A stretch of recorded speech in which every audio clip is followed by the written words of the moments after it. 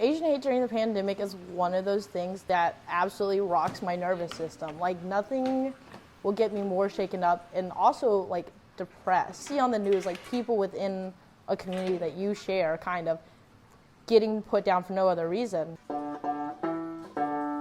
My name is Alice. I was born in southern part of the China. My name is Ben McChesney. I grew up mostly in Morgantown. I was actually born in Seoul, South Korea, and then I was adopted. Maylin Sadler, I was adopted when I was 2. I'm actually from Lincoln County, West Virginia, which is 30 minutes south of Charleston. My name's Tess, and I'm from West Virginia. I was actually adopted from China, so my parents are both white American, and I grew up in West Virginia in a very small community that is mostly made of of white people.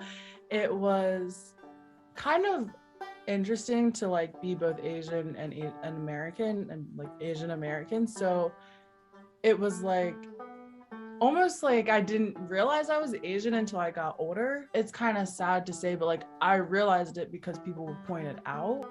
They always say things like racist, about the eyes, about being Chinese and all that stuff. So I think that would be my culture shock as a child, at least, because it kind of made me think oh wait, I'm not the same technically as everyone. I'm different, And then it almost made me shy away from being proud to be Asian.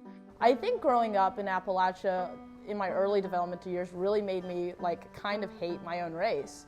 I connect with Appalachian people really easily because I've grown up in it. I understand these issues of poverty, opioids, all this stuff because it's been around me for so long.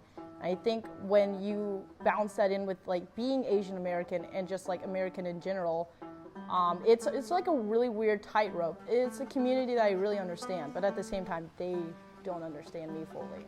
I've always been the token Asian guy of my grade or whatever. I don't think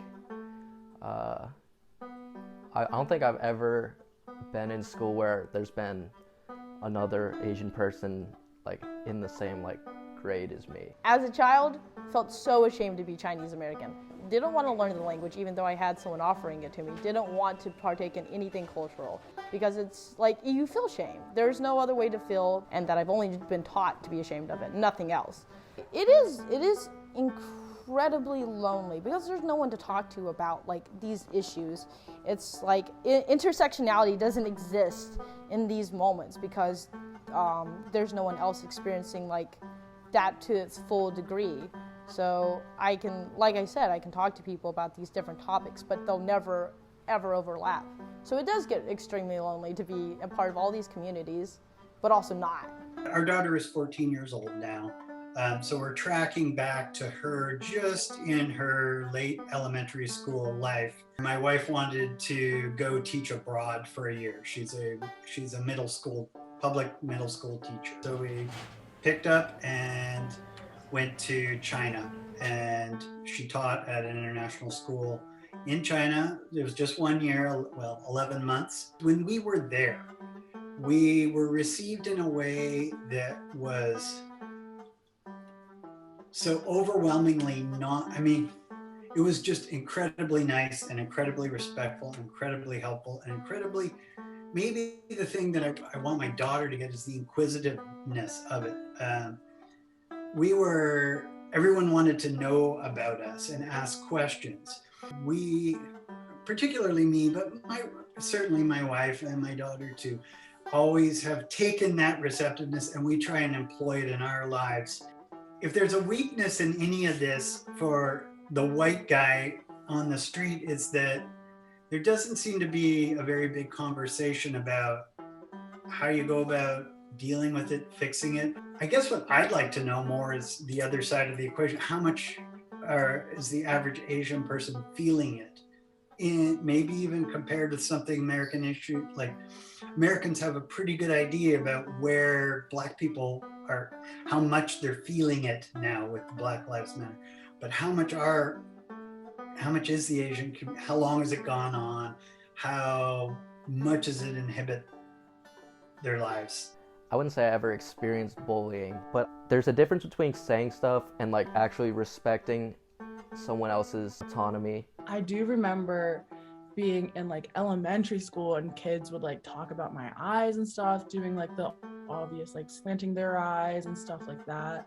And I just remember like wanting, like hearing about like the double eyelid plastic surgery, and like as a kid I like wanted that, which was like ridiculous to think back on, because like I shouldn't want that, you know, at like 12 years old. And I also know like I'd get comments, like terrible comments. Like once my dog passed away in middle school, and I remember a kid the next day literally asked me like if I ate my dog. I think what's hard though is for like a lot of Asian Americans growing up in these areas that aren't as diverse, is we kind of just take it, because I know like it hurt me, but I also know I didn't do anything about it at the time. I just kind of like almost brushed it off, because I felt like being the minority, I had to just like let it happen, you know? First day on campus, walking to class, someone goes, "There are so many chinks on campus." And I go, and I'm terrified. I'm not gonna say anything to this like 6-foot scary white man. So I just go to class and have my first day completely ruined. With the entirety of like COVID and stuff, we've the idea of like a target, even if it is not like hate crimes specifically, it's opened up this like slight door to like let these side comments come back through after I feel like a significant amount of work has gone into stopping them. Now we're no longer all people that are actually trying to help society. We're like a virus that you should stay away from. And I remember when like the initial stages of COVID were happening, I only lived with like at-risk people, so I do the grocery shopping. No one wanted to be in an aisle with me. If I walked down an aisle, I felt like people would leave that aisle. And sure, you can make the case, well, no one wants to be around each other, but also at the same time, there are just certain things you just know. My friend's mom actually reached out to me on Instagram. She messaged me over the recent rise in Asian hate crimes, and she just reminded me that I am like loved here in my hometown, and that I'm appreciated, and she wants me to feel safe, and she's like always looking out for me. Working at the restaurant during the pandemic, when the first pandemic was start, a lot of people are definitely scared, because most of people didn't know what COVID-19 about. The virus is kind of new. A lot of people believe that it's actually from China. So that's when they first actually discovered that virus. So I would say like a lot of people put the hates toward to the Asian because of that. And I don't think it's fair. That definitely affects the Asian restaurants business. Being Asian, it does have certain amount of limit. In the past, I did looking for the job in the restaurant of the people American owned. They will give you the application form, but they wouldn't exactly give you a job, just by the way they look at you, the way their facial expression. I guess you can kind of could tell. The way I get to know they actually need someone as a server, because a family friend of mine is white. Ask them if they need a server. They need server desperately, but they're not willing to give me the job as a server. I think I ask myself every time I get some type of opportunity in life, I go, am I getting this just because I'm not white and this is the race that you're most comfortable with?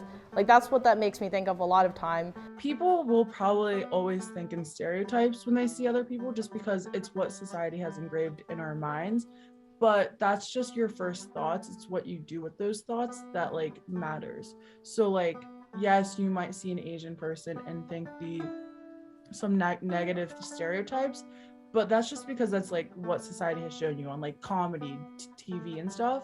It's how you treat them. Like, they're not any different, you know, they're not those stereotypes. By saying these like things of like, oh, well, Asians make up the 1%, or we're like so smart or whatever, you're first off putting pressure on this group already to keep up with those standards. Like, I have had significant breakdowns being like, I'm just not an straight A student. What am I doing? Or like issues like that. And then at the same time, actively using us as a pawn against other groups. Like, we are used as an argument to say, well, this group did it. So why can't these other groups that have like significant systematic issues pressing against them, why can't they do it?